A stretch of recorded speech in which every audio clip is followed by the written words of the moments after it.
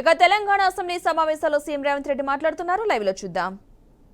31 December 2019 అంటే distribution transformers దగ్గర జనవరి 4 తారీఖు నాడు ఒప్పందం చేసుకొని ఏం చెప్పిండ్రు అధ్యక్ష అంటే జూన్ 30 తారీఖు లోపల అంటే దాదాపుగా 6 నెలల లోపల డిస్ట్రిబ్యూషన్ ట్రాన్స్ఫార్మర్స్ దగ్గర 100% మేము మీటర్లు బిగిస్తామన్నారు. అదేవిధంగా 500 యూనిట్లు కానీ 200 యూనిట్లు వాడుకునే వాళ్లకు 31 డిసెంబర్ 2018 అదేవిధంగా 31 డిసెంబర్ 2019 అంటే 100% గృహ వినియోగదారులకు అదేవిధంగా వ్యవసాయ డిస్ట్రిబ్యూషన్స్ ఉన్న దగ్గర మేము మీటర్లు పెడతామని ఒప్పందాలు చేసి సంతకాలు చేశారు అధ్యక్ష. ఈ సంతకాలు పెట్టింది ఎవరు అధ్యక్ష? ఆ పేర్లు కూడా నేను చెప్తా అధ్యక్ష, ఎందుకంటే ఈ రికార్డులను సవరించాల్సిన బాధ్యత అంటే అబద్ధాలను ఈ రికార్డులో ఉంటే రేపు భవిష్యత్తులో కొత్తగా వచ్చే ఎమ్మెల్యేలు ఇదంతా నిజం అనుకునే ప్రమాదం ఉంది.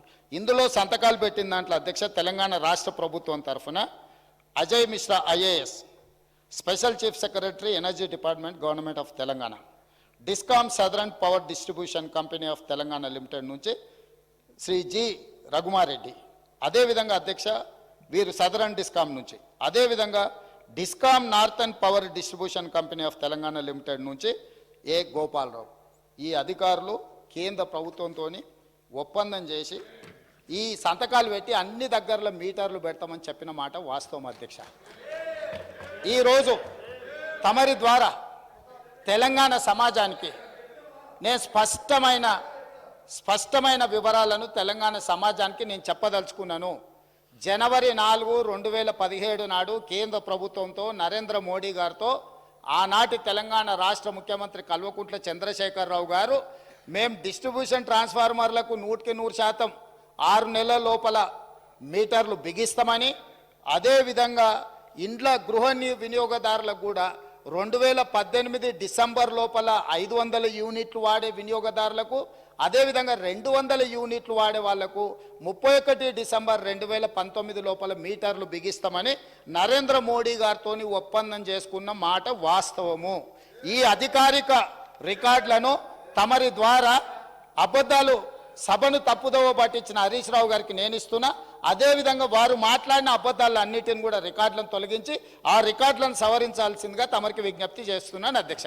తమరి ద్వారా వారికి రికార్డు నేను ఇవ్వదలుచుకున్నా, ఎందుకంటే ఆ కాగితాలు ఎక్కడున్నాయో మాకేం తెలుసు మీరేంది అని. అందుకే అధ్యక్ష మా వెంకటరెడ్డి గారు ఒక మాట చెప్పారు, వారికి హాఫ్ నాలెడ్జ్ అని. వారికేమో హాఫ్ నాలెడ్జు, పెద్దానికేమో ఫుల్ నాలెడ్జు. ఇక మేము ఏం చేస్తాం అధ్యక్ష? కాబట్టి అందుకే సభలో వాస్తవాలు మాట్లాడితే బాగుంటుంది అధ్యక్ష. అది పంపించండి అధ్యక్ష. సరే, అది నేను చూసి దాని మీద స్పందిస్తా అధ్యక్ష. ప్రజలకైతే తెలుసు కదా అధ్యక్ష, ఈ రాష్ట్రంలో ఏ వ్యవసాయ బావి దగ్గరనైనా ఏ రైతు కన్నా మా ప్రభుత్వం మీటర్ పెట్టిందా అధ్యక్ష? మీటర్లు పెట్టినామా అధ్యక్ష? ఇవాళ ముఖ్యమంత్రి గారు నిజంగా మేము 30,000 కోట్ల అప్పు తెచ్చే అవకాశం ఉన్నా తేలేదు అని నేను చెప్పాను. 30,000 కోట్ల అప్పు మేము తెచ్చామా 0.5 FRBM చెప్పమనండి. We have not taken any single rupee on electricity reforms. ఇదే విషయం నేను చెప్పినా దానికి నేను కట్టుబడి ఉన్నా. ఆ పేపర్ పంపండి, చదివి రేపు నేను సభలో డీటెయిల్గా దానికి సమాధానం చెప్తాను అధ్యక్ష.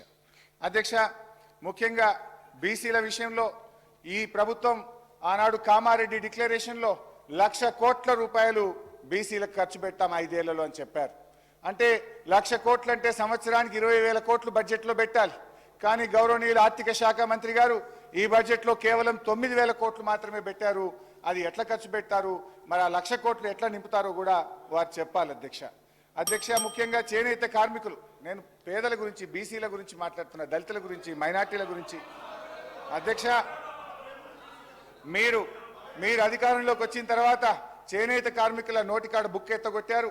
14 మంది చేనేత కార్మికులు ఆత్మహత్య చేసుకున్నారు. దయచేసి రివ్యూ చేయండి, చేనేత కార్మికులకు ఆర్డర్లు ఇవ్వండి, వాళ్ళ బకాయిలు ఇవ్వండి, వాళ్ళ ఆత్మహత్యల్ని నివారించాలని మీ ద్వారా ప్రభుత్వాన్ని నేను కోరుతా ఉన్నాను. ఎందుకంటే వాళ్ళు రోడ్లెక్కి ధర్నాలు చేస్తున్నారు, బంద్ కాలిస్తున్నారు. తొందరగా నిర్ణయం తీసుకోండి అధ్యక్ష. అధ్యక్ష, ఎంబీసీ కులాలకు ప్రత్యేక మంత్రిత్వ శాఖ పెట్టామన్నారు, ఆ ఊస రాలేదు. మైనార్టీల కోసం हमारे मुसलमान भाइयों के लिए, बहनों के लिए ये लोग वादा करे 4,000 करोड़ बजट में रखते बोल के बोले, लेकिन सिर्फ 3,000 करोड़ रुपए रखे हैं। ये सरकार बड़े भाई के रास्ते में छोटे भाई चल रहा साहब, वहाँ बड़े भाई के पास या कोई एमपी मुसलमान नहीं है, कोई मिनिस्टर मुसलमान नहीं है, या अपने राज्य में भी ये बड़े भाई के गवर्नमेंट में एक मुसलमान के एमएलए नहीं है, एक मुसलमान के एमएलसी नहीं है, ये हुकूमत में कम से कम मुसलमानों को मिनिस्टर भी नहीं दिया है। ये मैं पूछना चाहता हूं, उन लोगों के वोटों से आप हुकूमत बनाना चाहते, लेकिन माइनॉरिटीज को हुकूमत में जगह न क्यों नहीं मिलता बोल के मैं ये सरकार से पूछना चाहता हूं। इमाम मौजम साहब लोगों को 10,000 रुपए देते बोले, अभी तक वो भी अमल नहीं हुआ। माइनॉरिटी सब प्लान के लिए 1000 करोड़ रुपए देते बोले, वो भी बजट में नहीं दिया हुआ है। సో మైనార్టీలకు దయచేసి న్యాయం చేయాలని చెప్పి కూడా నేను కోరుతా ఉన్నా అధ్యక్ష ఇకపోతే ఈరోజు నేను అన్ని పేజీలు తిప్పేస్తున్నా సార్, మీరు టైం ఇస్తలేరని వదిలేస్తున్నా చాలా విషయాలు అధ్యక్ష. ఇక నిరుద్యోగుల విషయంలో నేను ఒకటే కోరుతా ఉన్నా అధ్యక్ష, బడ్జెట్లో 2 లక్షల ఉద్యోగాలు కదా, ఇప్పుడు ఏడాదిలోగా 2 లక్షల మందికి ఉద్యోగాలు ఇస్తామన్నారు. దానికి అనుగుణంగా ఏమైనా బడ్జెట్లో నిధులు పెట్టారా అని చూశాను, కానీ కొత్త ఉద్యోగాలకు బడ్జెట్లో ఎటువంటి కేటాయింపులు లేవు. ఉద్యోగులకు పెండింగ్లో ఉన్న 5 డిఏల గురించి కేటాయింపులు లేవు. ఉద్యోగుల కొత్త పిఆర్సీకి అనుగుణంగా కేటాయింపులు లేవు. ఇటు నిరుద్యోగులకు అటు ఉద్యోగులకు అన్యాయం చేస్తా ఉన్నారు. నేను గౌరవనీయ ముఖ్యమంత్రి గారిని సభానాయకుడిని కోరుతా ఉన్నా, ఆ రోజు మీరు ఇచ్చిన హామీలే గ్రూప్ 2 గ్రూప్ 3కి పోస్టులు పెంచుతామన్నారు, పెంచండి. మీరు మాట్లాడితే లీగల్ సమస్య వస్తుంది అంటున్నారు. గతంలో ఇదే సభలో వైఎస్ రాజశేఖర రెడ్డి గారి ప్రభుత్వంలో పోస్టులు పెంచారు, సమస్య రాలేదు.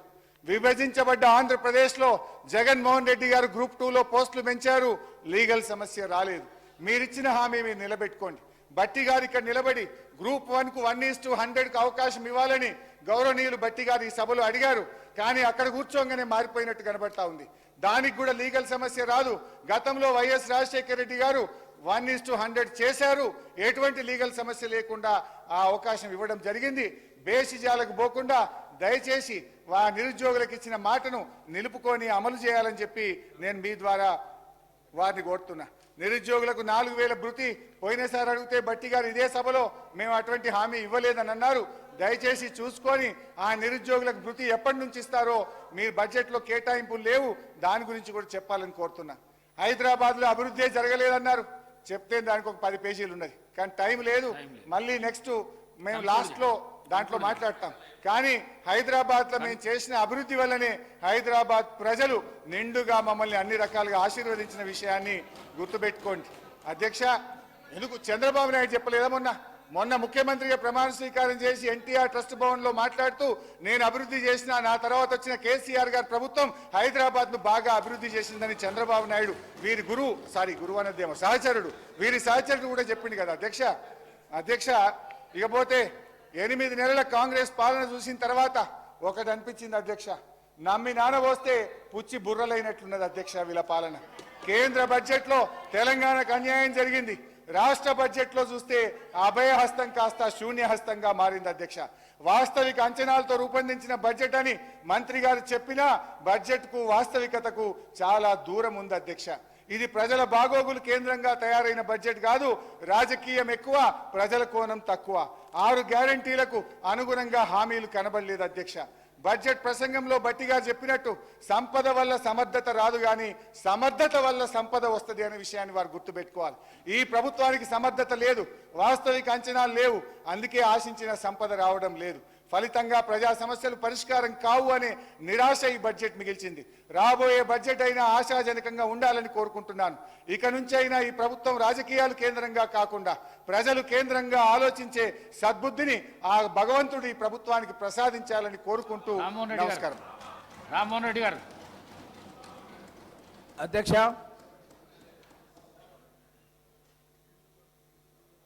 బడ్జెట్ పైన మాట్లాడడానికి అవకాశం కల్పించినందుకు మీకు ధన్యవాదాలు తెలియజేస్తూ, గౌరవ ముఖ్యమంత్రి రేవంత్ రెడ్డి గారు మన తెలంగాణ రాష్ట్రం లోపల ఎన్నో కష్టాలు, ఎన్నో ఇబ్బందులు, బానిస సంఖ్యల నుంచి జైల్లోకి కూడా ఈ యొక్క బీఆర్ఎస్ నాయకులు హరీష్ రావు గారు మాట్లాడుతున్నారు.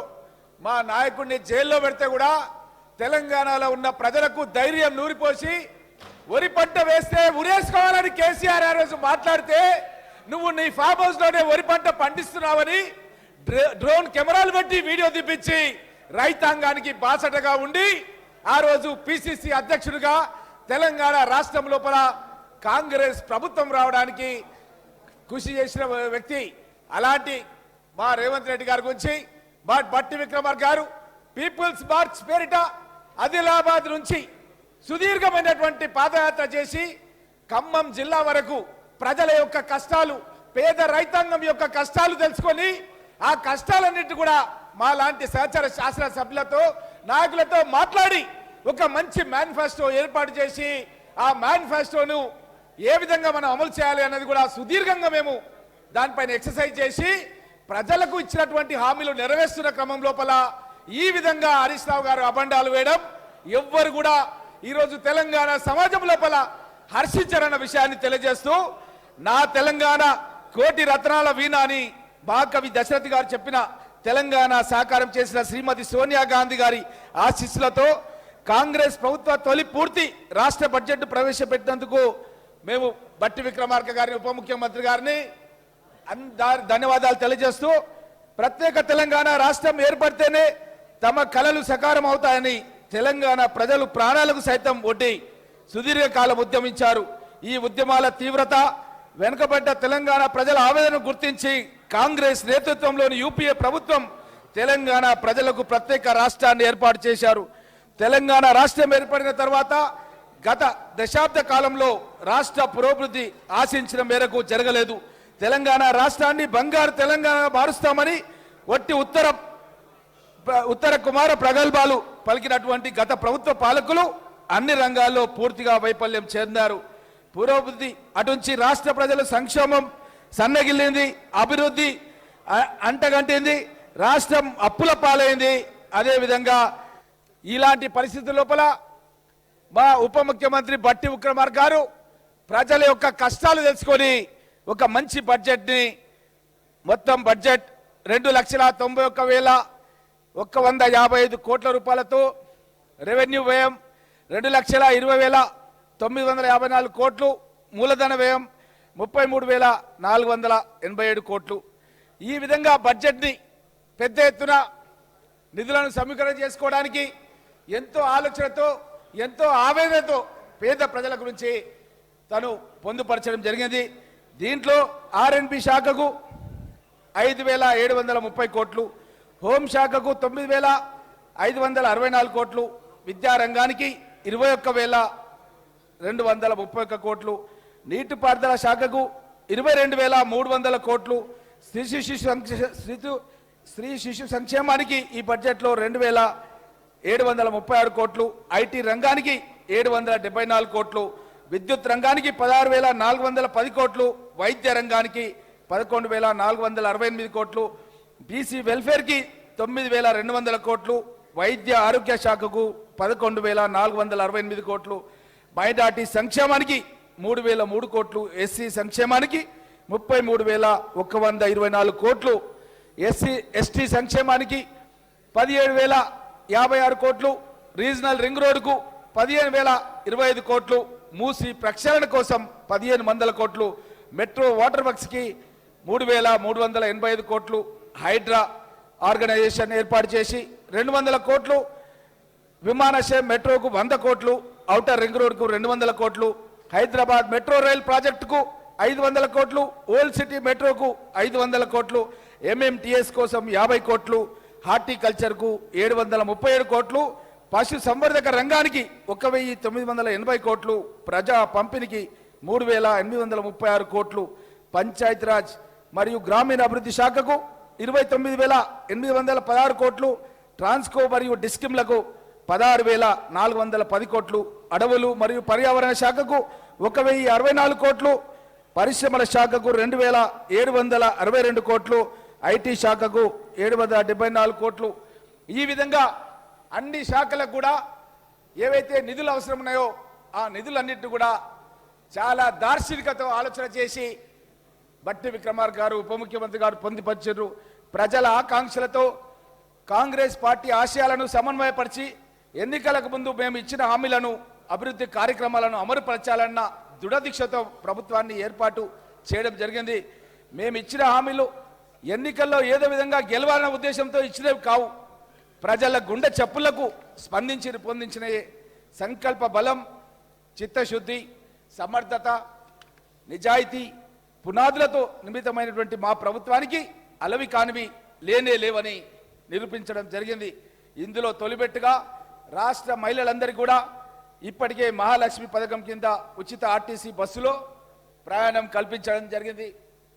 సమాజంలో సగభాగమైనటువంటి మహిళలకు ఆర్టీసీ బస్సులో ప్రయాణం అంటే వాళ్ళు ఎంత సంతోషంగా ఉన్నారంటే అధ్యక్ష, వాళ్ళ సొంత ఊరికి వెళ్ళి వాళ్ళ తల్లిదండ్రులను కలవాలన్నా, వాళ్ళ పిల్లలు చదువుకుంటే వెళ్ళి ఒకసారి పలకరించి ఎట్లా చదువుతున్నావమ్మా అని పలకరించి రావాలన్నా మహిళలు ఈరోజు ఆర్టీసీ బస్సులో ప్రయాణం చేస్తున్నారు.